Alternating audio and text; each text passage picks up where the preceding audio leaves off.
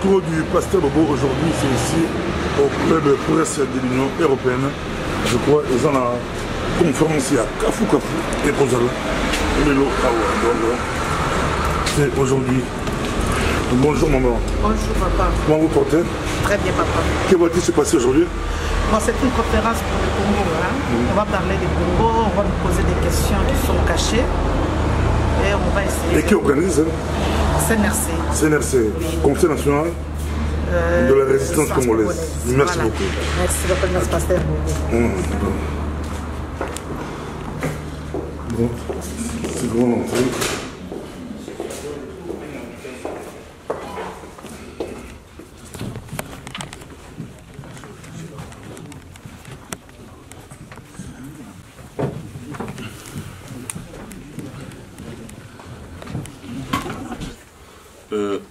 C'est notre point de presse depuis que la nouvelle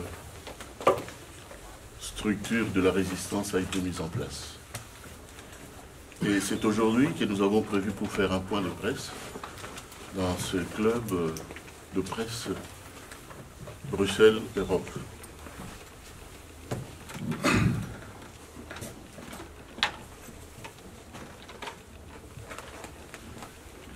Voilà. Mesdames, Messieurs les journalistes, représentants de la presse écrite et audiovisuelle, chers compatriotes, chers amis du peuple congolais, camarades chevaliers de la plume. Depuis sa création, le 12 août dernier, le Conseil national de la résistance congolaise, CNRC en sigle, est heureux de prendre la parole pour la première fois devant la presse internationale et nationale. Dans ce magnifique cadre et prestigieux de la Presse Club Bruxelles-Europe.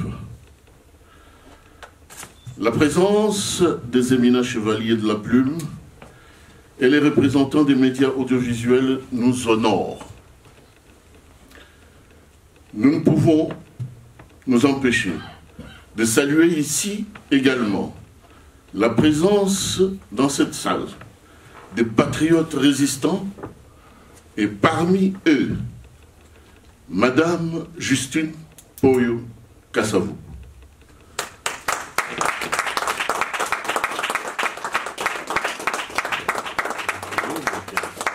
L'une des figures emblématiques du paysage politique de la diaspora congolaise qu'on ne peut plus présenter. Nous croyons que la présence de tous à notre première conférence de presse ne se limitera pas seulement à écouter le message que le Conseil national de la résistance congolaise est venu exprimer, mais aussi, nous pensons que vos encouragements et divers soutiens nous seront utiles et profitables pour permettre à notre nouvelle dynamique de mener au mieux son combat salvateur qui vise la libération de notre pays du joug de l'occupation rwando-ougandaise. Notre objectif vise, entre autres, à restituer à l'homme congolais désabusé son prestige perdu et sa dignité en tant qu'élément central du développement de notre pays. Il est important que je vous dise, en ce lieu précis, en cet espace de liberté qui s'offre à nous,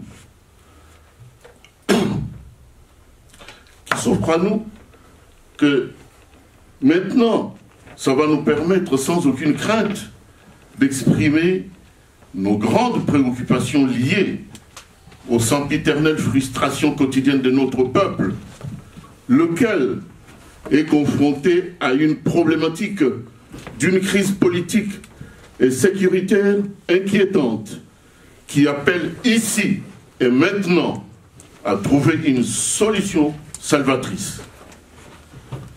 La part de la presse, tant écrite qu'audiovisuelle, dans notre croisade est plus qu'importante.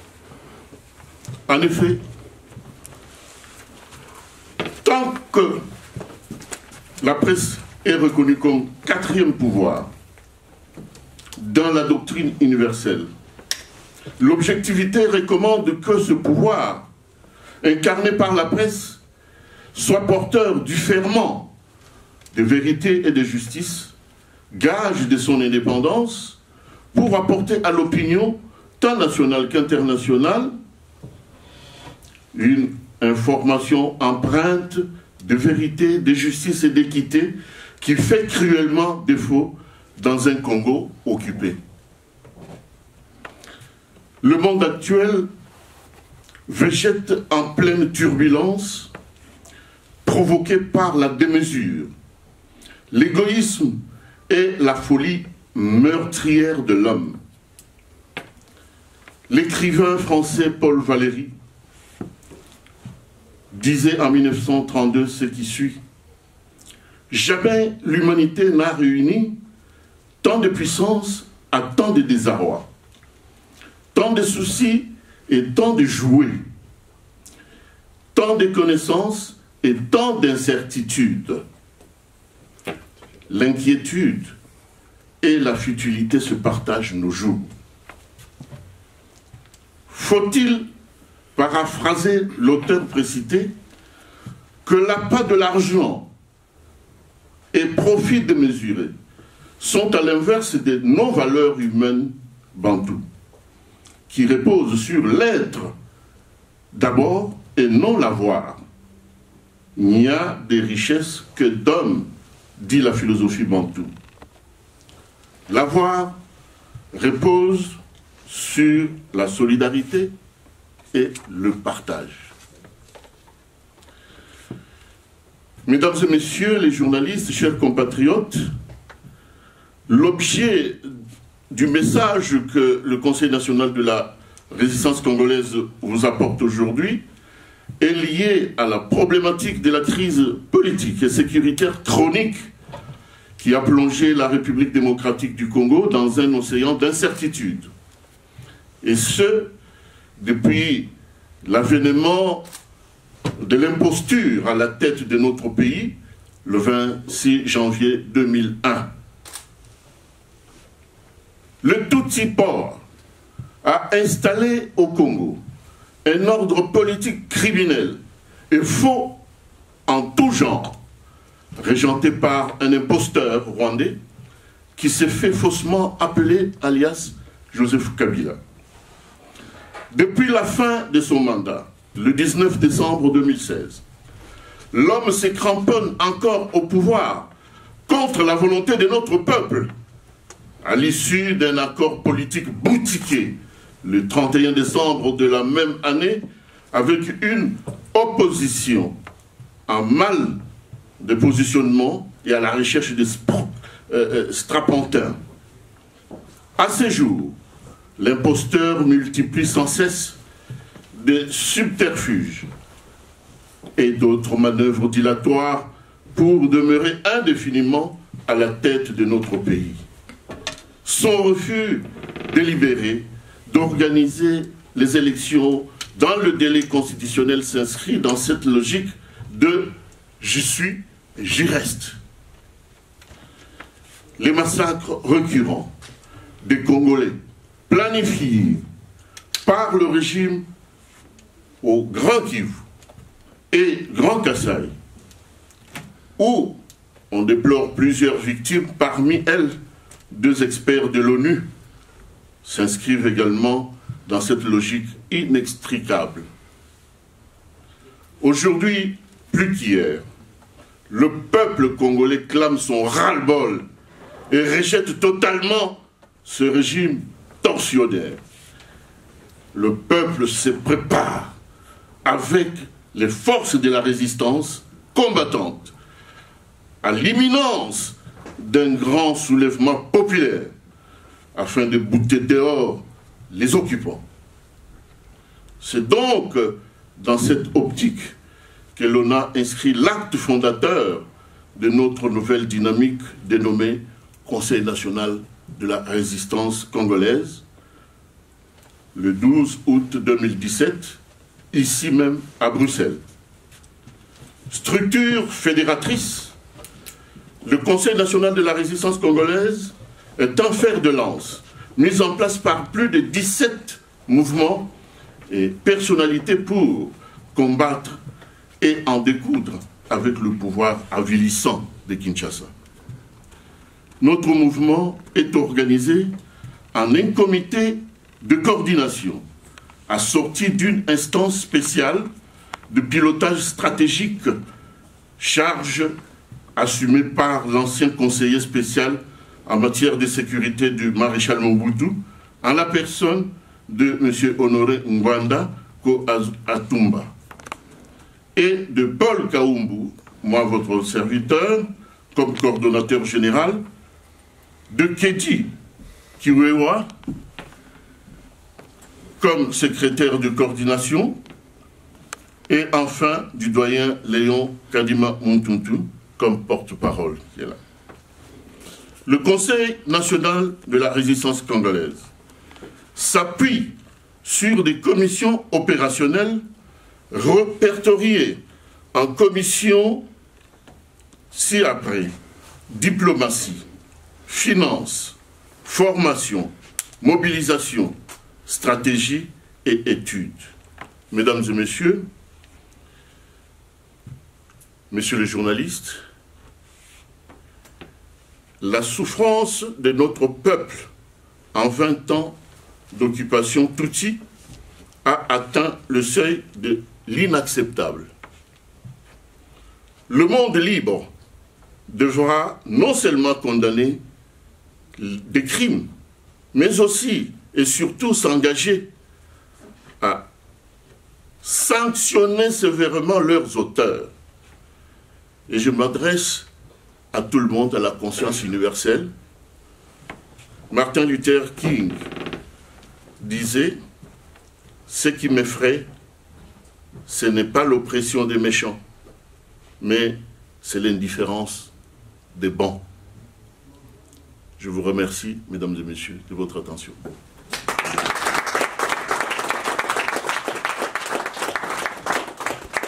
Mon propos, j'ai cité le nom d'une personnalité importante dans cette salle, qui est Madame Justine Kasavubu. Je ne sais pas si vous l'avez... s'est présentée déjà?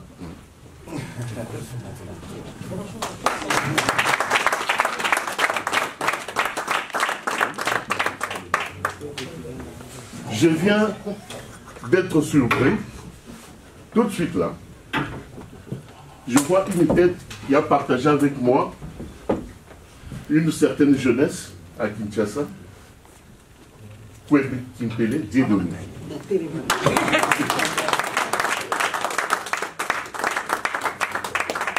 Sans vous mentir, je suis surpris. Ça fait 40 ans que je ne l'ai plus revu. Ouais. J'ai cité les noms de Honoré Ngwanda Zambo Kwatumba dans ce texte. C'est lui qui pilote cette cellule de stratégie, mais qui n'est pas là, qui a délégué son vice-président, M. Clovis Mbikaï, qui va nous transmettre un message. Vous avez la parole. Chers compatriotes, chers frères, c'est toujours moi un plaisir à chaque fois que je dois m'adresser aux Congolais et que je trouve que voilà, il n'y a pas que les membres de la PARECO auxquels je dois m'adresser. C'est un plaisir parce qu'aujourd'hui, c'est le Conseil national de la résistance congolaise qui nous réunit et c'est un plaisir de vous voir tous aussi réunis dans cette salle.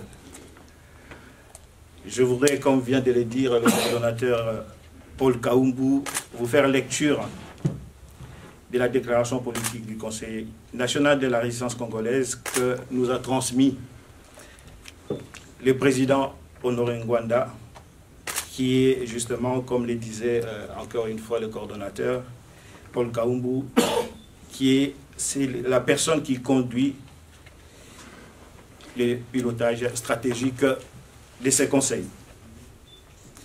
Voici 20 ans que la République démocratique du Congo, notre pays, est en proie à une guerre internationale, la plus cruelle et la plus meurtrière de l'histoire, après celle que le monde a connue durant la seconde guerre mondiale de 1940 à 1945.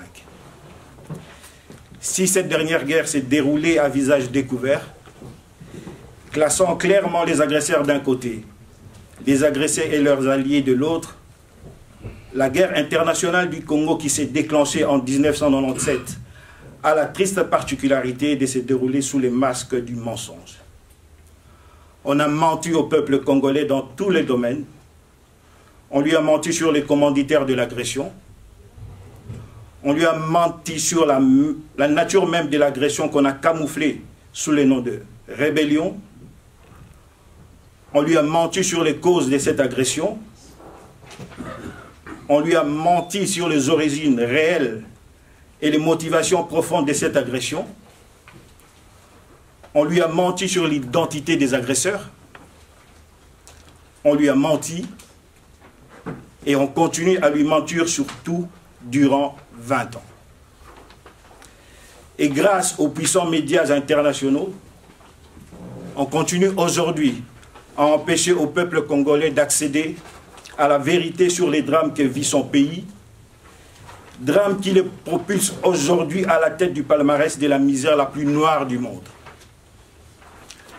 La crise multidimensionnelle qui déchire aujourd'hui la RDC repose donc sur le plus grand édifice du mensonge que le monde n'ait jamais connu jusqu'ici. Il s'agit d'une très puissante association de malfaiteurs composée des lobbies politiques, politico-mafieux le plus puissant et le plus crapuleux du monde. Ces lobbies se font représenter sur les terrains des opérations au Congo par des États voyous d'Afrique en quête d'aventure et de fortune, sans foi ni loi, n'ayant comme seule doctrine que l'enrichissement malhonnête et l'expansion de leur espace vital. Mais ces vastes complots internationaux n'auraient jamais réussi avec autant de panache sans l'apport d'une élite congolaise comprador, corrompue, malléable à gré, irresponsable et immorale. La classe politique congolaise, toute tendance politique confondue, a dessus et démissionné devant ses responsabilités. Le peuple congolais a couru pendant 20 ans derrière les mirages que les hommes politiques congolais leur ont fait miroiter. Ce peuple-là est fatigué, dessus et en colère.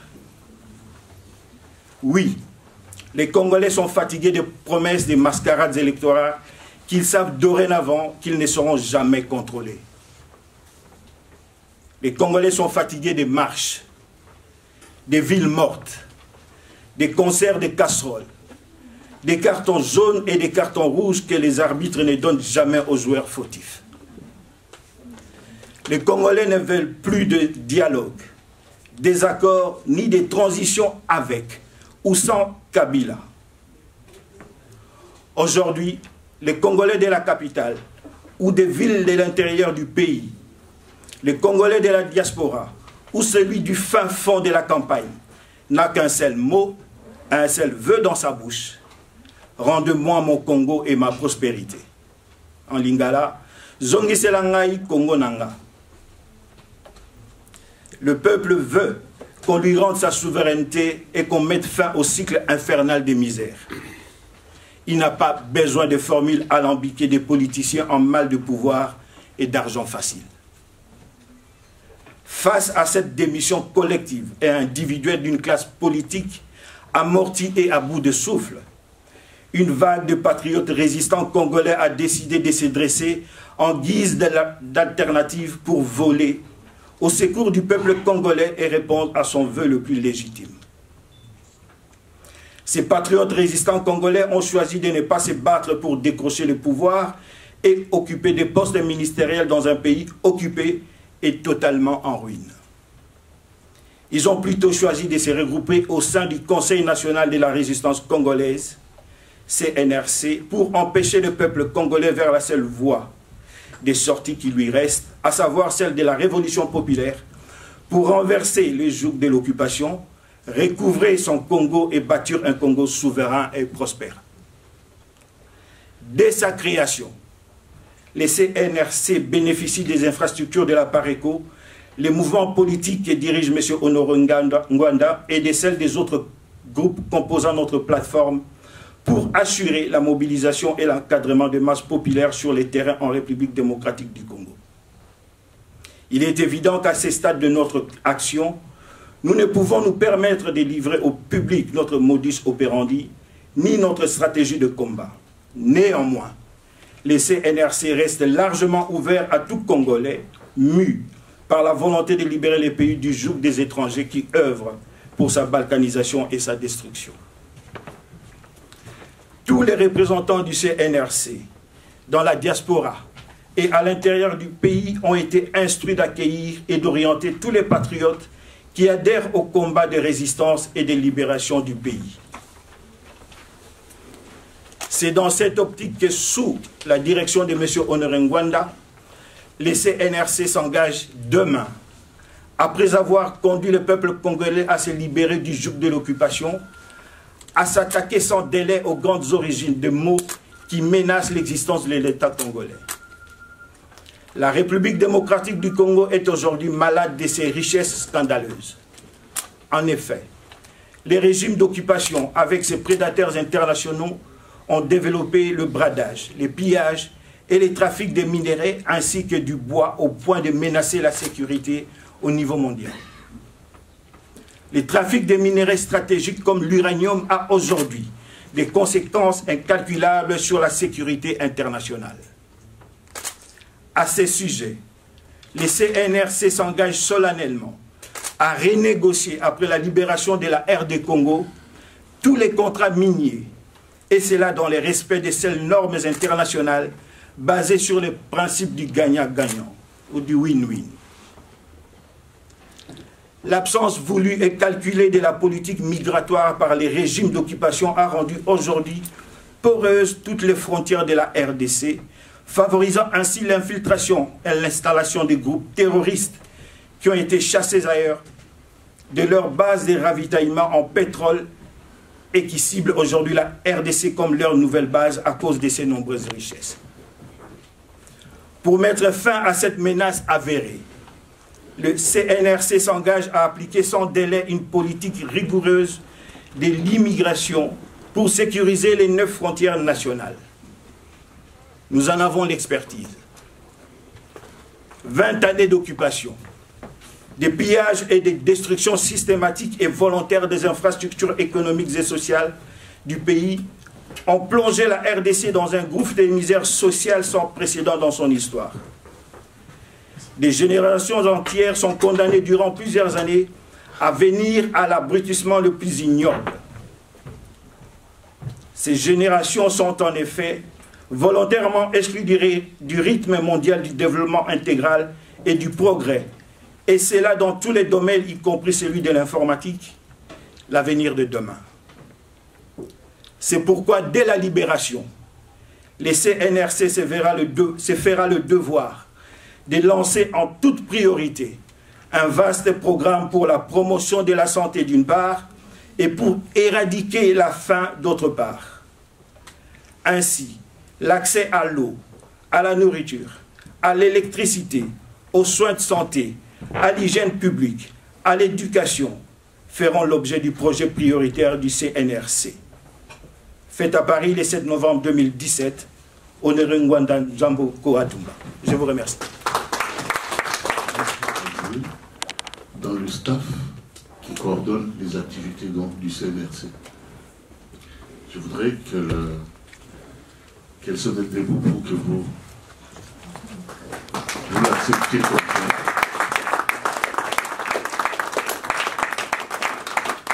Je voulais profiter de l'occasion aussi pour remercier maman Justine, qui a été très très proactive, la connaissant soucieuse des problèmes que traverse le pays, du drame que traverse le pays.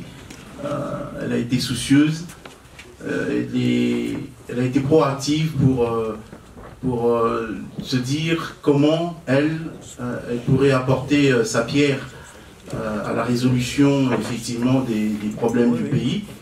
Et en tant que femme, parce que vous l'auriez peut-être remarqué, ce staff est rempli d'hommes.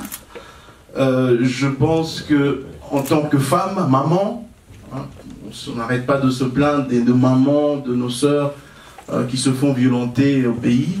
En tant que maman, femme et fille du premier président, parce qu'il faut le rappeler, fille du premier président de notre pays, donc en quelque sorte dépositaire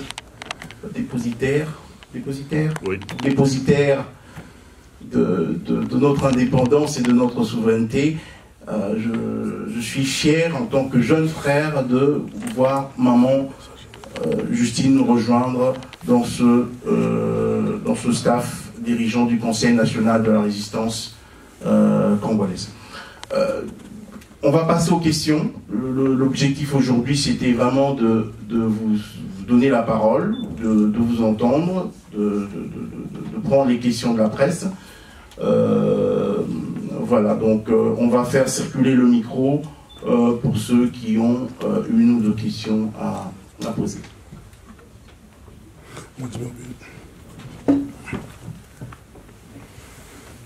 Pasteur Bobo, un PB TV, j'aimerais bien profiter comme poser une question. Kabila quittera le pouvoir le 12 janvier 2019, selon le calendrier électoral de l'ANA. J'aimerais à chaud avoir la réaction du Conseil national de la résistance congolaise par rapport à cela.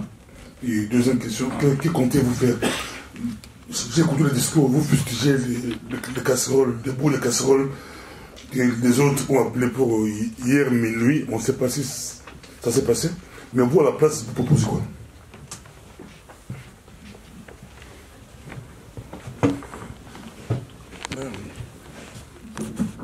Merci, Pasteur Bobo, pour la question.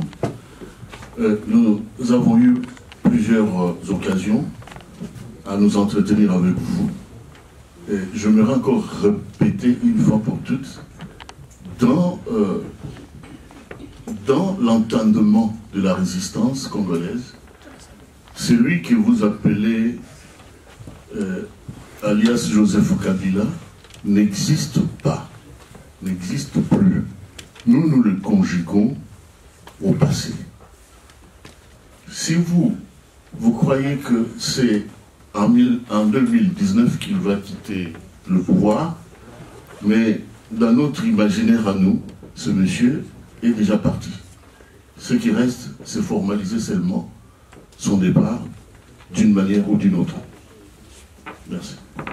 Oui, Pasteur Bobo, sur la question en question, nous ne voulons pas parler aux gens qui ont oublié comment on écoute, car nous sommes des vieilles locomotives, mais qui marchent encore, qui traînent des wagons et qui peuvent siffler et parfois écraser quelque chose.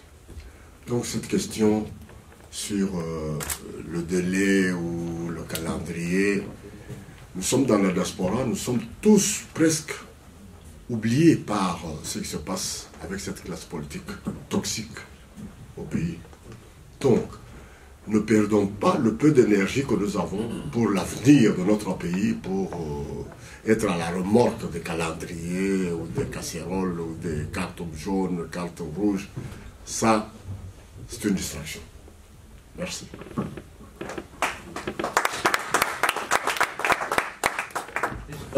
Pour rajouter juste quelques mots, alors du coup, au propos du cordon et du porte-parole, juste pour rappeler au peuple congolais. On l'a dit à plusieurs reprises. On est passé sur différents médias pour le dire. Nous, au niveau du Conseil national de la résistance, effectivement, on considère que le départ de ce régime d'occupation doit se faire de manière immédiate. Il n'y a pas de délai, il n'y a pas de calendrier ou quoi que ce soit à respecter. Le départ de ce régime d'occupation doit se faire de manière immédiate. Dit cela, ça ne suffit pas. Quand on a dit ça, il faut pouvoir agir, il faut pouvoir faire des choses pour effectivement que cela se matérialise et que ce régime parte.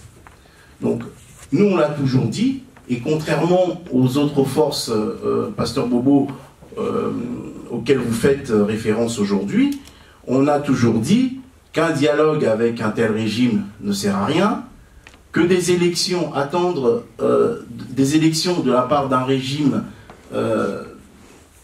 non constitutionnel, illégitime, cela ne sert à rien. Parler de transition avec un tel régime, alors que il y a toute une structure, il y a tout un système économique, militaire, spirituel, d'occupation qui est mis en place. Parler de transition avec un tel régime n'a aucun sens. Nous, on l'a toujours dit.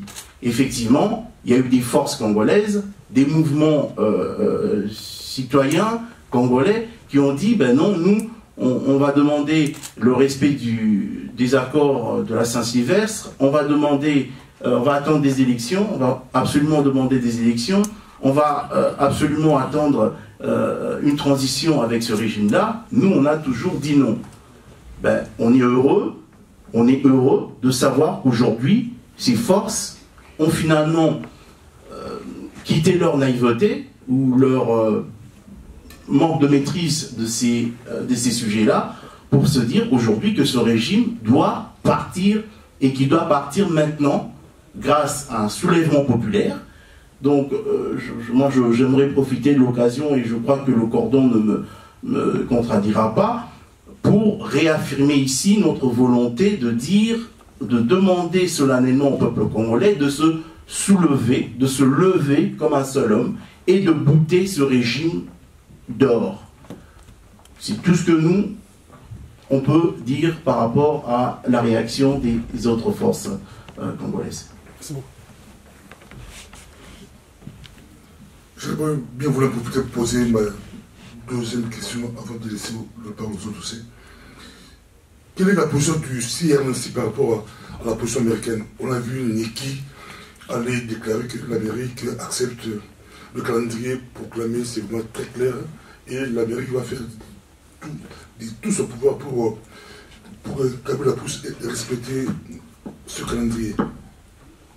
Et puis, deuxième question, quatrième question, c'est quelle est la différence entre le soulèvement prôné par le CNRC et les soulèvements prônés par les autres?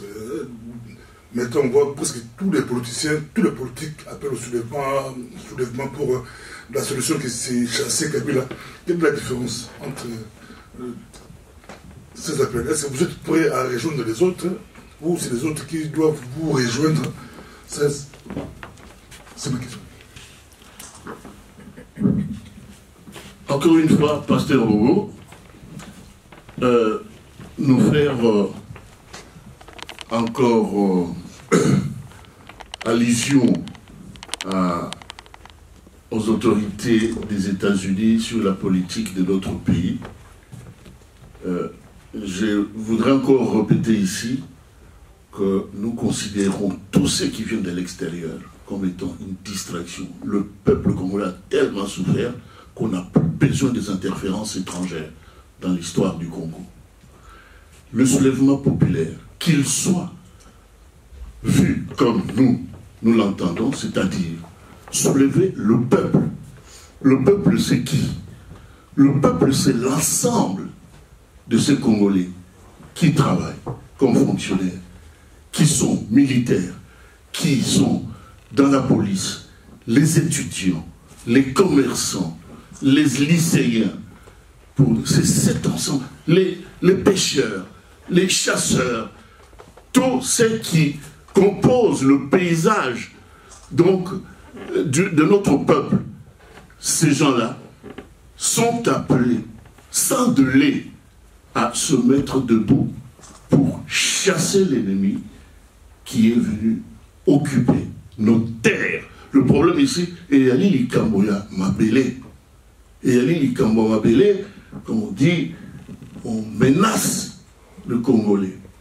Nabapaya pour battre Mabele la biso. Si on nous prend nos terres, pour Kozala, Banani, Namokilieu, nos enfants et nos petits-enfants, je pense que nous devons avoir cette approche-là, de dire qu'on n'a pas besoin des interférences des autres. Notre question qui nous préoccupe pour l'instant, c'est d'éviter toutes les distractions-là, de nous préparer, tous ceux qui se reconnaissent Congolais des souches, de se mettre debout et de chasser l'ennemi de notre territoire. Voilà. Et ça doit être ça. Ça, c'est un credo qui doit nous habiter chaque jour pour l'instant. On n'a plus le temps de passer même ou analyser. L'Amérique a dit quoi? Puisque tu as vu que l'Amérique a mutuali, commanditaire, il y a situation de vivre-t-il et l'eau. Na, bah, Colombo, vous comprenez? Donc, pour nous, essayez vraiment de nous faire un peu d'économie. Il y a toutes ces rhétoriques-là, il y a comme les autres disent, décideurs. Nous disons, c'est les Congolais qui décident eux-mêmes pour leur mabé. C'est comme ça les choses. Bien, je voudrais compléter le coordonnateur et dire ceci. Ça fait plus de 20 ans, comme je venais de lire les textes du président Ngwanda. Ça fait plus de 20 ans que le peuple court derrière ces mirages-là. Et voilà que le pasteur Bobo revient sur Madame Miki pour nous poser cette question de savoir, elle parle des élections en 2019 où M. Nanga ou qui d'autre encore qui parle des élections en 2019, tout ça. Nous avons toujours considéré ces pays comme étant occupés. Partons de ces faits-là. Puisque nous avons toujours considéré ces pays comme occupés, je ne vois pas en quoi les déclarations de Mme Niki viendraient changer quelque chose. Je ne vois pas en quoi. Ça, c'est un. Et deux.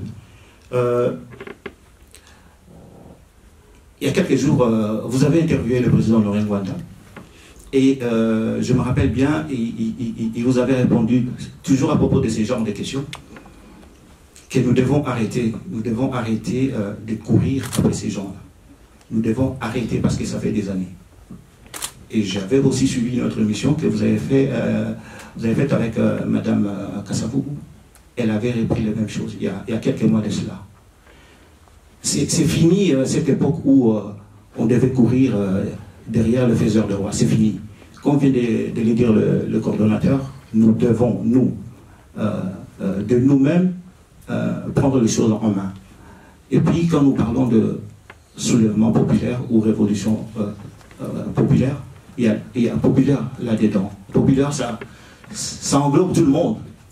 Ça englobe tout le monde. Ça englobe tout le monde. Toutes ces personnes qui pensent que ce pays est occupé, toutes ces personnes qui pensent que ce n'est pas par les dialogues ou les transitions et les restes, les élections, que nous allons libérer ce pays. Non. C'est avec tout ce que ces Occidentaux nous apportent comme, ou nous amènent comme proposition, si nous nous laissons vraiment attraper par ses pieds, c'est que nous n'avons encore rien compris. Merci. Oui, nous voudrions dire ceci. L'arrivée de soi-disant Joseph Kabila Kalambe dans notre pays, on n'a pas demandé, on n'a pas cautionné, on n'a pas voulu tenir compte ni de l'opinion nationale congolaise. Nous savons tous comment cet enfant nous a été imposé, je dis bien imposé, par la soi-disant communauté internationale. Et depuis que ce bonhomme-là est à la tête de notre pays, on parle de 12 millions, 13 millions, on ne sait pas quand est-ce qu'on les a comptés, des morts. Mais eux, ou elle, cette communauté internationale qui l'a imposé aux Congolais, aujourd'hui, nous demande comment le faire partir, comme c'était notre choix à nous Congolais. Or, c'est simple comme bonjour. Puisqu'ils ont trouvé leur compte dans cet enfant-là, ce qui les intéresse, ce n'est pas le peuple congolais, ce sont nos minéraux, c'est notre sous-sol qui intéresse la soi-disant communauté. Mais c'est connu depuis très longtemps. Il est temps que nous pouvons, nous-mêmes, Congolais, nous mettre debout et recadrer la situation en nous regardant ensemble avec la même communauté ici. Et vraiment, elle veut réellement que les choses changent au Congo. Parce que cet enfant n'est pas notre produit. On l'a imposé. On voulait nous la faire avaler. Mais le peuple vomit. Depuis le commencement jusqu'à aujourd'hui, on continue à vomir. Donc, il est aberrant et il est regrettable de chercher des médias à 14 h pour dire qu'on nous dise le chiffre qu'ils veulent. La communauté internationale, si elle veut, nous devons encore mourir combien? Puisqu'il est là que pour tuer. On ne voit pas ce qu'il fait du bon dans ce pays-là, que pour massacrer. Et maintenant, ça devient notre fardeau, nous, le peuple congolais. D'où nous disons, nous soulever n'est qu'une situation finale. J'aimerais savoir le calendrier, quel est le calendrier que le CRNC propose à son peuple, en espérant que ce mouvement de soulèvement va prendre une ampleur. Quel est le calendrier que vous proposez au peuple pour amener à bien ce processus, on espère tous, et surtout donner un espoir à ce peuple. Et de deux, quel est le partenaire fiable que vous avez aujourd'hui? La communauté internationale, on ne peut jamais s'écarter de la communauté internationale pour vous aider dans votre processus. Quel est le partenaire idéal que vous avez aujourd'hui? Et si oui, quel est son point de vue par rapport à ce mouvement que vous comptez lancer? Le soulèvement aura bel et bien lieu. On ne peut pas dire tel jour, le CNRC a lancé l'appel au peuple pour dire telle date, comme on a toujours fait de l'autre côté, tel jour, ville morte, ceci, cela, pour que l'ennemi vienne encore massacrer nos enfants et tout ça. Non, le CNRC ne s'inscrit pas dans cette logique-là de date, de calendrier, non, d'abord ce n'est pas un parti politique. C'est une dynamique de la résistance. Dans cette dynamique de la résistance, tout ne peut qu'être surprise. Donc nous gardons nos actions pour nous. Et quitte au peuple de nous regarder faire des choses et d'être surpris, d'être servi. Voilà comment je peux dire. Quant aux partenaires, je dis bien, je ne sais pas, lorsque la France était occupée par le Troisième Reich, si la France, pour se battre, avait cherché des partenaires, je ne sais pas, une autre communauté. La guerre était une guerre de caractère tout à fait occidental, puis c'était entre eux. Hein, entre eux. J'aurais pu accepter une approche qui pouvait nous dire maintenant, puisque tout le monde sait que dès que le Congo est libéré, ça va faire boule de neige, c'est-à-dire ça entraînera toute l'Afrique où pilule cette espèce de personnalité dictatoriale et tout ça, etc. Et ça va partir, puisque tout va partir du Congo, de par notre position géostratégique, de par même ce que nous représentons sur cette planète. Et nous croyons que c'est par cette dynamique que nous avons engagée que cette possibilité peut se faire. Les partenaires, même si on les avait, on ne peut pas dire que nous sommes avec l'Union européenne, que nous sommes avec l'OUA ou... non, puisque ça fait plus de 20 ans, on vient de le dire, que le Congo est traîné toujours dans la boue. Tous ces acteurs qu'on appelle communauté internationale ou je ne sais pas moi, certains partenaires ici, décideurs et tout ça, ne viennent que pour nous enfariner. Pendant ces temps, c'est nous qui perdons les nôtres qui perdons nos richesses, et nous devons y mettre fin, monsieur, d'une manière ou d'une autre, je viens de le dire ici. C'est pas, nous l'avons dit aussi à notre première assemblée générale, à Paris, que nous devons nous préparer pour faire partir ce système-là, tout de suite, là, maintenant. C'est-à-dire, ça n'a pas de date, ça peut se faire la nuit, le jour, je ne sais pas quand. Mais, toujours est-il que nous voulons que notre discours soit entendu par le peuple qui s'est laissé vraiment berner par une classe politique, comme disait le doyen Léon Toutouchi, une classe politique toxique, en mal de positionnement et d'intérêt égoïste. Il faut qu'on en finisse. Le Congo ne mérite pas ça. Et nous savons qui sont derrière ce régime-là. Voilà.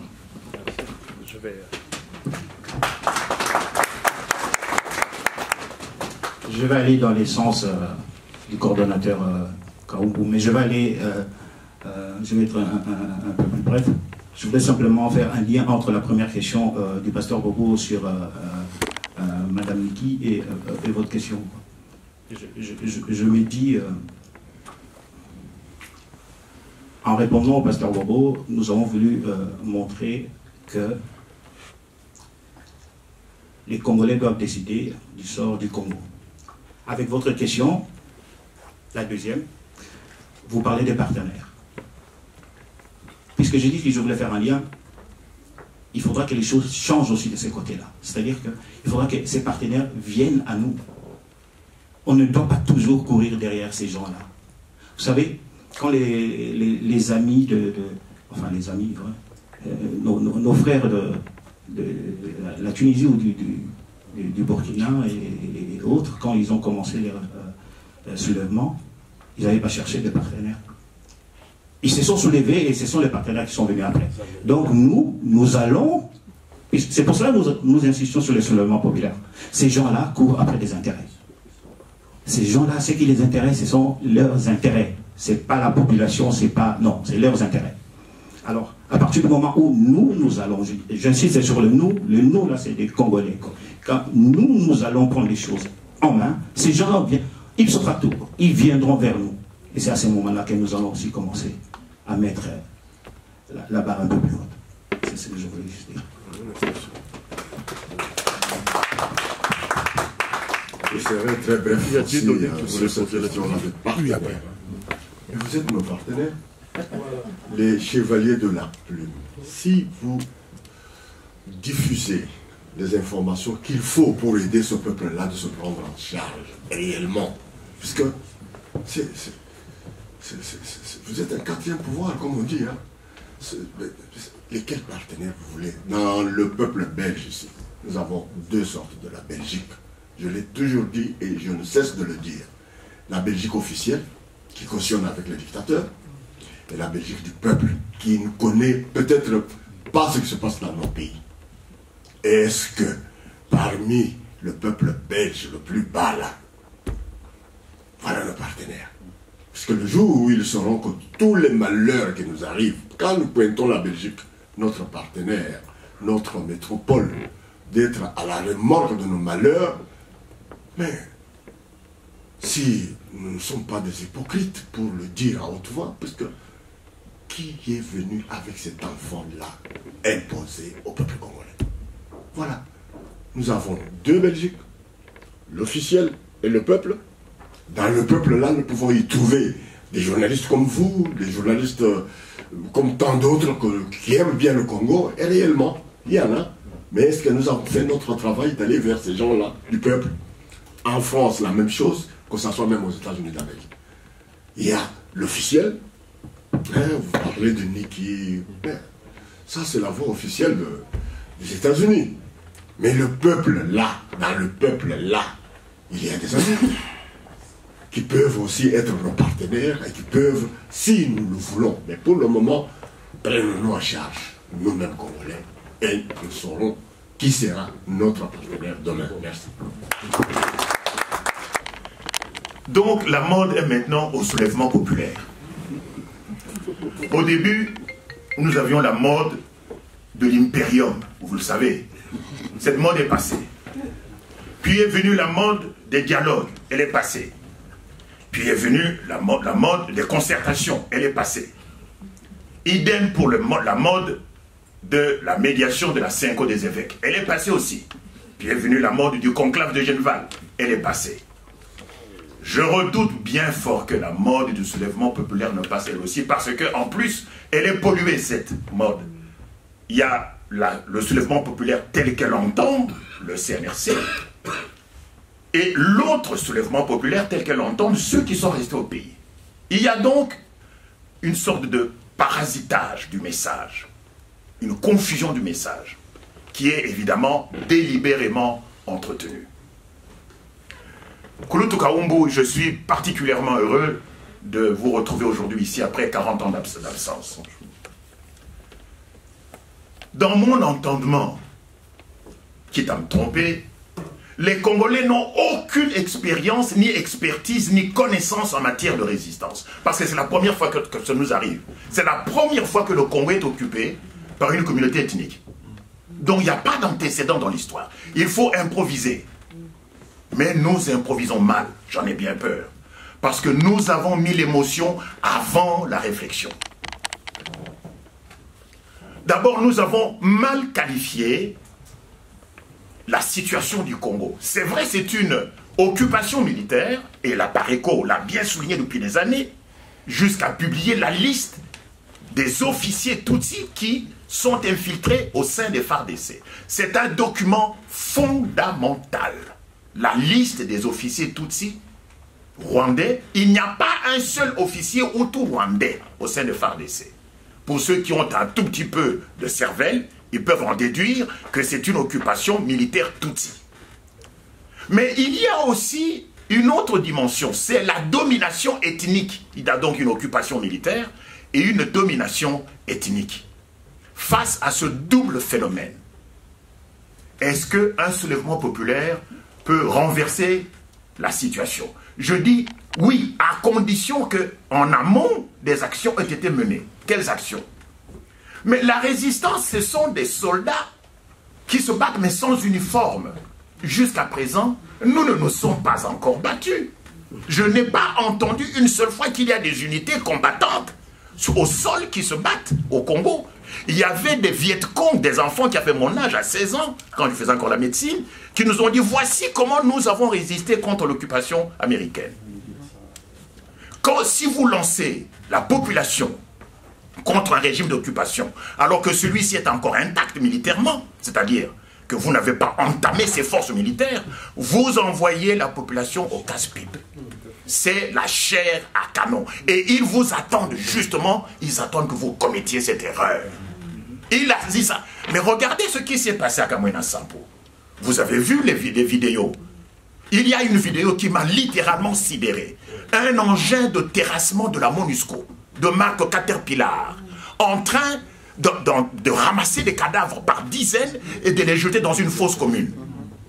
Donc la MONUSCO est en train d'effacer les traces d'un génocide. Et on prétend que la MONUSCO, c'est une force de stabilisation. Ah bon? Donc ils sont venus stabiliser. Donc dans l'entendement de la MONUSCO, la stabilisation c'est quoi? C'est en fait la réduction de la population congolaise. Et nous le savons, je le sais personnellement, depuis 1998, que la population congolaise doit être réduite de 70 millions à 25 millions d'ici l'an 2025. C'est dans le projet. Et il y a ici des clubs financiers qui financent cette opération. Donc, puisque la mode en est au soulèvement populaire, voici le danger. À savoir, en amont, rien n'a été fait pour affaiblir la force d'occupation par l'élimination des officiers au sein de FARDC. Il n'y en a pas eu. Je crois qu'il y a eu peut-être un seul général qui a été tué il y a 4 ou 5 ans. Et encore. Pour le reste, ils sont là, tranquilles. Deuxièmement, notre peuple n'a pas d'expérience de soulèvement populaire. On a cité le cas de la Tunisie ou de l'Égypte. Mais le Congolais vit au jour le jour. Même lorsqu'il y a des villes mortes. J'en ai connu à l'époque de Mobutu.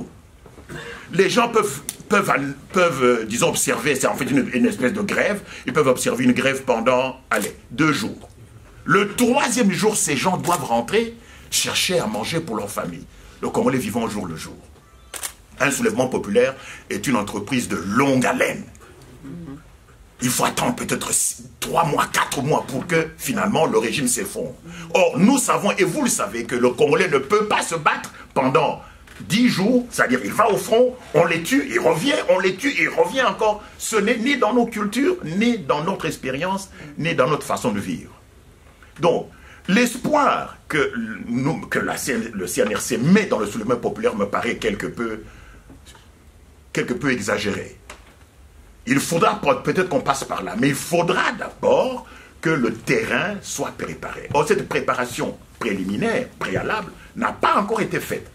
Je pense que le terme résistance est un terme noble, qu'il ne faut pas galvauder, qu'il ne faut pas prendre à la légère. C'est un terme qui est écrit en lettres de sang. C'est du sang.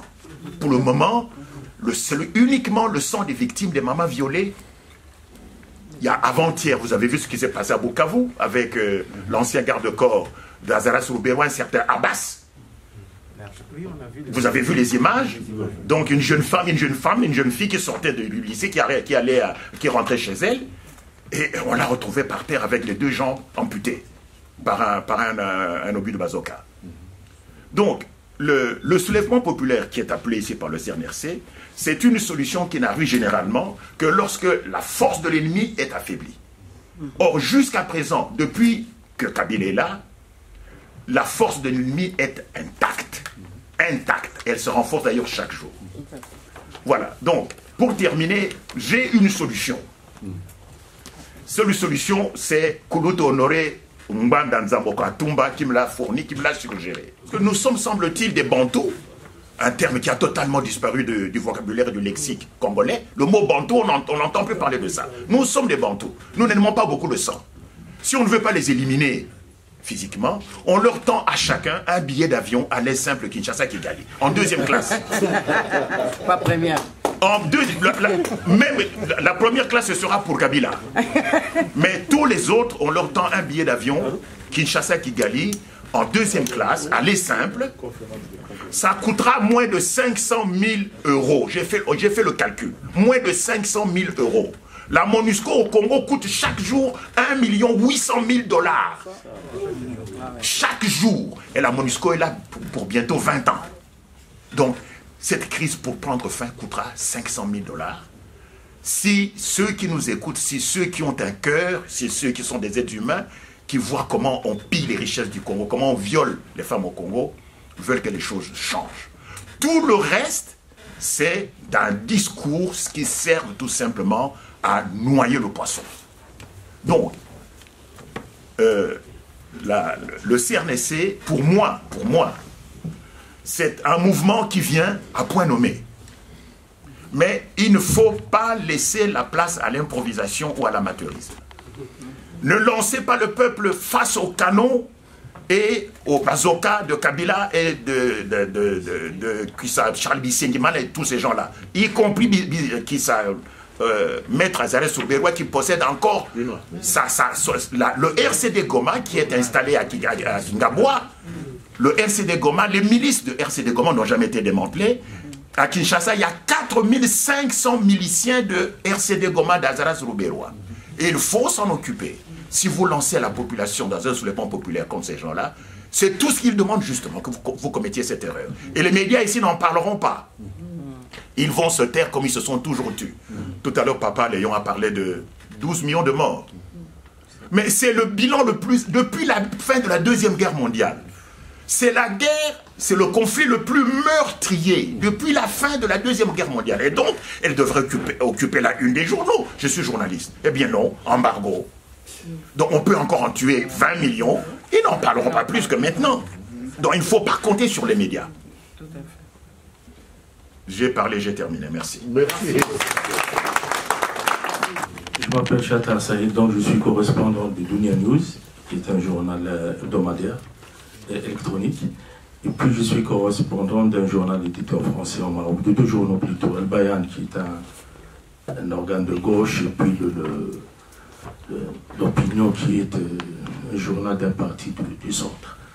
Cela étant, donc je voudrais revenir sur notre frère qui vient de dire, parce que moi je suis maghrébin.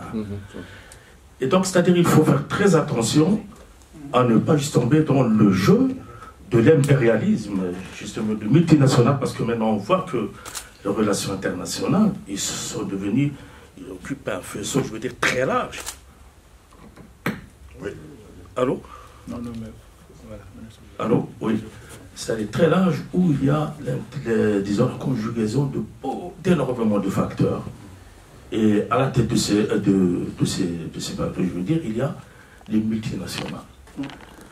Donc, je veux dire que c'est pour cela que je dis, quand vous parliez de Kabila Junior, enfin, si Junior il est, parce qu'on me dit qu'il n'est pas le fils de... Bref, entre guillemets. C'est-à-dire que s'il a pu proroger son mandat, c'est que c'est avec l'accord de ses forces. Donc il faut en tenir compte, monsieur, avec tout le respect que je vous dois, il faut tenir compte de tout ça. Parce que vous avez parlé de la résistance en France. C'est qu'il De Gaulle, c'est-à-dire, il y avait les conditions internes et externes. Je résume. C'est-à-dire, quand vous prenez un œuf, une pierre qui a la même forme qu'un œuf, vous les mettez, c'est Mao Tse-tung qui essayait de vulgariser la dialectique, etc. Il disait, quand vous les mettez en même condition, je veux dire température, etc., l'œuf donne des poussins. La pierre, elle ne donne rien du tout. Elle est là, c'est tout. Donc, c'est-à-dire, bien sûr, il y a les forces autodynamiques, je veux dire, l'intérieur du pays, et puis il y a les forces externes. Si vous ne rassurez pas, justement, on vient de dire, ces acteurs internationaux, etc., vous dites que vous allez continuer à collaborer, sinon mieux encore, avec ce qui existe maintenant au Congo, je ne pense pas que vous allez réussir. Vous prenez l'Algérie. L'Algérie a été soutenue par les pays voisins et par les Américains eux-mêmes, dont les intérêts de De Gaulle, etc., étaient en contradiction avec ceux des États-Unis. Donc il faut tenir compte de tout ça, et les rassurer, et, je veux dire, les éléments de l'extérieur, c'est très important. Et ce que je voudrais vous dire, c'est-à-dire attention, parce que moi, comme maghrébin, j'étais un peu choqué quand, pour moi, peut-être parce que je ne connais pas les réalités du Congo.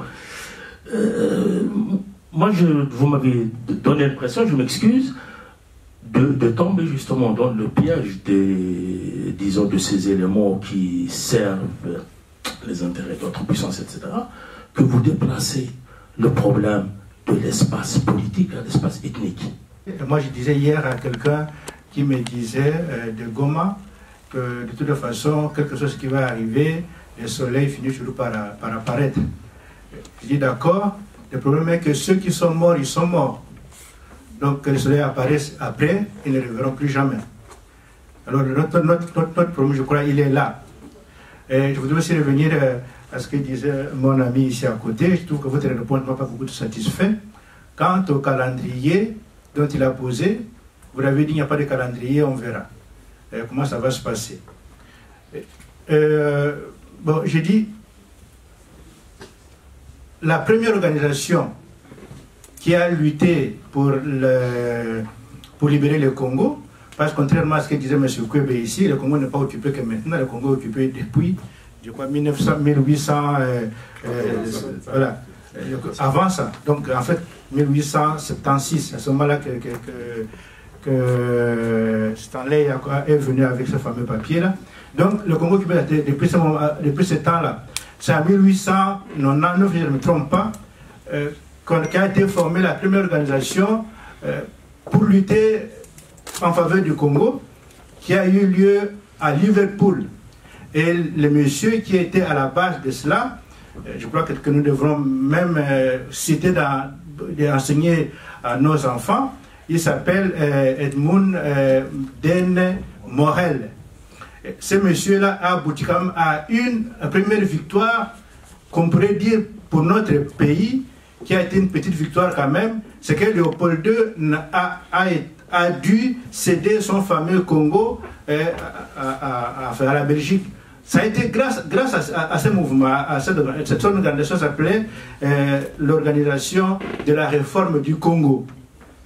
Donc ce monsieur-là, c'était un simple agent à Anvers qui a été ébahi, abasourdi parce qu'il voyait du Congo avec les armes qu'on envoyait là-bas pour aller tuer les gens et tout ce qui s'est passé. Et il a pris la décision de défendre le Congo et les Congolais. à partir de son pays, l'Angleterre. Donc pour le faire, ben, il n'a pas fait que tout seul, donc il a dû avoir beaucoup de... Il est allé jusqu'à voir le président des États-Unis. Il a vu tout le Parlement anglais. Il y a eu des actions. On dit qu'il y a eu au moins 30 marches en Angleterre pour lutter en faveur du Congo, à ce moment-là.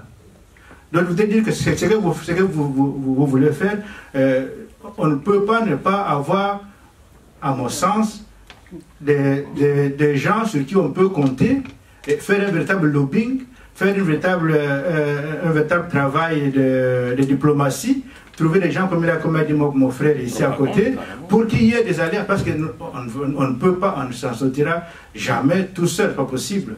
Donc parce que ne fait pour avoir des armes, ne fait pour avoir, donc faut qu'il y ait des alliés. Donc nous sommes obligés, oui, dans une action aussi bien à l'extérieur qu'à l'intérieur du pays. Et je crois que cela est important. Peut-être vous le faites, mais enfin je vous le suggère.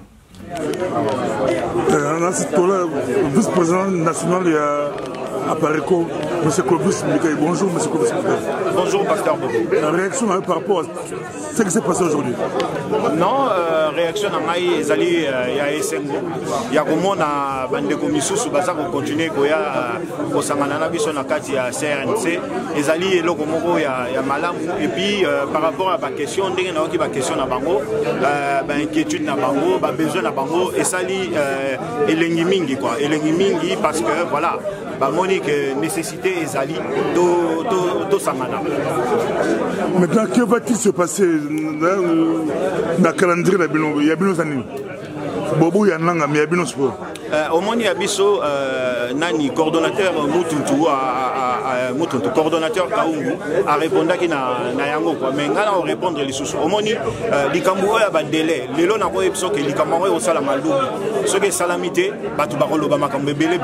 Au moins ba makambo ya ba dialogue ya ba nini, batu ba lemba yango pourquoi parce que ba na ko pesa ba date et puis makambo zo salamate, ba les 31, ba les 19, ba date et puis ça ma mingi. Ya wana to bana ko sala nini wala te. Maintenant le problème c'est quoi? Le problème na biso ezali tant on to loba délai na biso. Délai na biso tant on to loba ke ezana na et banité c'est parce que to lingité to ko na ba travers wana. Biso to lingi le moment venu de to sala ba makambo na. Au moni na discours na tangi ya président Honoré Ngwanda. Na kata discours wana apesi déjà oyo ekoya sima. Apesi déjà programme tant on to libérer mboka. Ezali ba signe wana ko mona niveau nini biso to komeli puisque to komi déjà ko loba makambo oyo to ko sala après libération en mboka. Ezali signe moko déjà ko na ba bandeko baeba par rapport à délai. Message pour la diaspora congolaise. Message pour la diaspora congolaise. Na lingine epsa bango ke na zo kita ya répondre était puisque bon ba question monsieur ezala il fallait na tikela bato ba répondre. Bo banga teta muto ko loba likamba soulèvement populaire. Bato ba royer la bino makalisi ke ono soulèvement populaire ezali ko mema batu na ko mema batu na boucherie ezali lokuta. Ezali po ba bangi sabino. Batu ba kufaka tout le temps na mboka na. Tout le temps batu ba kufaka eza moyen mususpect ya koboma batu. So batu ba okufa 10 ba okufa 5 ou ba okufa moko eza toujours moyen koboma batu. Soulèvement populaire e bangi sabatu te ke ba okene na boucherie. Non, au contraire. Et ko sala nde mopaya oyo aza na kati oyo ako okipe mboka. Yende mutu akobanga yende mutu akozonga sima.